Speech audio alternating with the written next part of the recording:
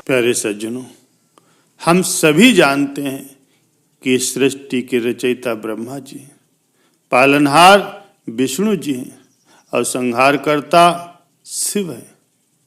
हम इन्हीं को सर्वोच्च मानते हैं, लेकिन परम संत कबीर साहब जी कहते हैं कि एक ऐसी शक्ति भी है जो इन तीनों से भी ऊपर है, एक ऐसा लोक जो इस त्रिलोकी से बहुत दूर है। आज का यह सत्संग बहुत ही अद्भुत है। एक बार नारद जी ने देवताओं से कहा, पृथ्वी पर एक जुलाहा ऐसा ज्ञान दे रहा है जो वेदों से भी परे है। ये सुन करके ब्रह्मा, विष्णु, महेश, देवराज इंद्र सहित अनेक देवी देवता कबीर साहब से मिलने के लिए आए। फिर क्या हुआ, आइए समझते हैं आज के इस गहरे आध्यात्मिक रहस्य को। प्यारे सज्जनों, एक बार परम संत श्री कबीर साहब जी अपने शिष्यों को प्रवचन दे रहे थे। वे कह रहे थे कि यह संसार नश्वर है, लेकिन एक ऐसा सत्य भी है जो शाश्वत है, वो है परमात्मा, और तुम उसी के अंश हो। वो परमात्मा कोई और नहीं, वो शब्द स्वरूपी है। उसने कभी माँ के पेट से जन्म नहीं लिया, वो घट घट में बसने वाला है। तभी वहां से नारद जी गुजरे। उन्होंने जब ये सुना तो रुक गए। उन्होंने पूछा, हे महात्मन, आप किस परमात्मा की बात कर रहे हो? क्या आप विष्णु जी की बात कर रहे हो या प्रभु राम की? कबीर साहब जी मुस्कुराए और बोले, अनंत कोटि अवतार हैं, माया के गोविंद, करता होए अवतरे, बहर परे जगफंदा। अर्थात जिन अवतारों की आप बात कर रहे हो वो तो माया के बस में होकर के बार बार जन्म लेते हैं और कर्म बंधन में बंधते हैं, लेकिन तीन लोक का राज है, ब्रह्मा, विष्णु, महेश, ऊंचा धाम कबीर का, बाड़ी विरह विदेश।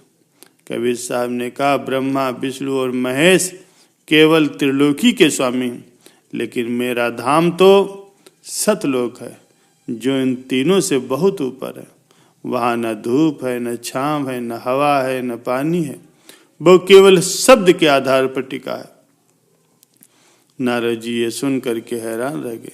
वे तुरंत स्वर्ग गए और ये बात ब्रह्मा, विष्णु और महेश को कह सुनाई। देवताओं को विश्वास ही नहीं हुआ कि पृथ्वी पर कोई साधारण व्यक्ति ऐसा ज्ञान दे सकता। सत्य जानने के लिए ब्रह्मा, विष्णु, महेश, इंद्र, अग्नि, वायु और जल देव सब के सब कबीर साहब जी की झोपड़ी पर पहुंचे। कबीर साहब जी कपड़ा बुन रहे थे। देवताओं को देखकर वे मुस्कुराए। ब्रह्मा जी ने पूछा, हे महात्मा, तुम कहते हो कि हम विवेकहीन हैं, ऐसा क्यों? कबीर साहब ने कहा, हे ब्रह्मा जी, आप सृष्टि रचते हैं, लेकिन साथ में राग, द्वेष और पाप पुण्य भी रचते हैं, लेकिन मैं उस सत्य को जानता हूं जो इन सब से परे। विष्णु जी ने पूछा, मैं धर्म की स्थापना के लिए अवतार लेता हूं, क्या तुम अवतारों को नहीं मानते?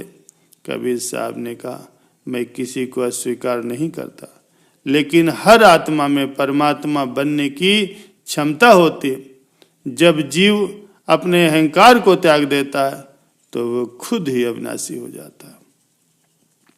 फिर शिव जी ने कहा, हे कबीर, मैं वैरागी हूँ, शमशान में रहता हूँ, क्या मेरा त्याग भी अधूरा है?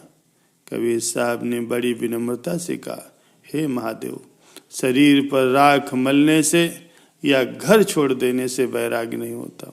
जब तक भीतर अहंकार जिंदा है तब तक वैराग्य अधूरा है।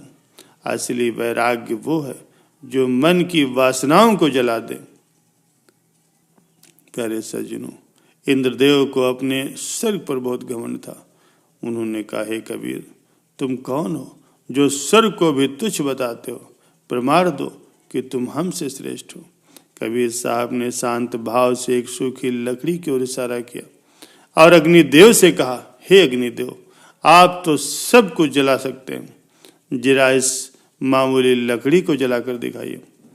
अग्निदेव ने अपनी पूरी शक्ति लगा दी, लेकिन लकड़ी बिल्कुल नहीं जली। फिर कबीर साहब ने एक तिनका दिया, कहा इसे जलाकर दिखाओ, तो वो तिनका भी नहीं जल पाया।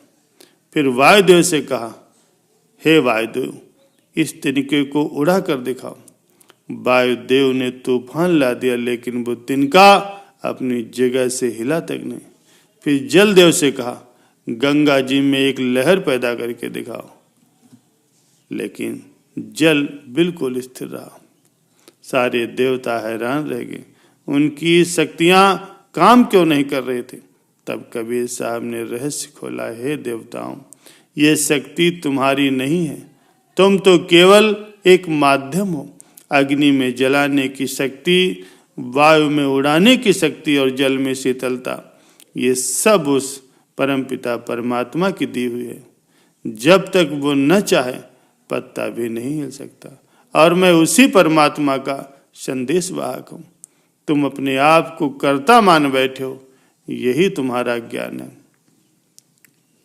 प्यारे सज्जनों, तब देवताओं ने हाथ जोड़ करके पूछा, हे कबीर, अगर आप ये शरीर नहीं हो तो फिर आप वास्तव में कौन हो। कबीर साहब ने कहा, ना मैं हिंदू, ना मैं मुसलमान, ना मैं पंडित, ना मैं फकीर, ना मैं देह, ना मैं काया, हर दिल में हूँ, मैं हूँ वही कबीर। उन्होंने बताया, जब न ये पृथ्वी थी, न आकाश था, न वेद न पुराण थे, तब भी मैं मौजूद था। मैंने ही आदि ब्रह्मा को ज्ञान दिया। ये सारा ब्रह्मांड शब्द से बना है। मैंने अलग अलग युगों में अनेक मंत्र दिए हैं, लेकिन जीव अज्ञान के कारण मुझे नहीं पहचान पाता। प्यारे सज्जनों, कबीर साहब ने समझाया कि वे कोई हाड़ मांस के व्यक्ति नहीं, बल्कि स्वयं पूर्ण ब्रह्म है, जो जीवों को जगाने के लिए आए। आज के सत्संग से हमें यही सीख मिलती है कि हमें देवी देवताओं का सम्मान जरूर करना चाहिए, लेकिन मुक्ति केवल उस परम पुरुष पूर्ण परमात्मा की भक्ति से ही मिलेगी, जो जन्म मरण से परे है। अहंकार चाहे राजा को हो या देवता का हो, ज्ञान की आगे नहीं टिकता। कबीर साहब का यह ज्ञान हमें बाहरी कर्मकांडों से हटा करके भीतर की यात्रा पर ले जाता है। अपने अंदर उस शब्द को, उस प्रभु को खोजो जो घट घट में बोल रहा है। उम्मीद है आज का ऐसा सत्संग आपके अज्ञान के अंधेरे को दूर करेगा। ये सत्संग आपको पसंद आया हो तो इसे लाइक करें, शेयर करें, और हमारे इस सत्संग से जुड़े रहने के लिए आप सभी का बहुत बहुत धन्यवाद।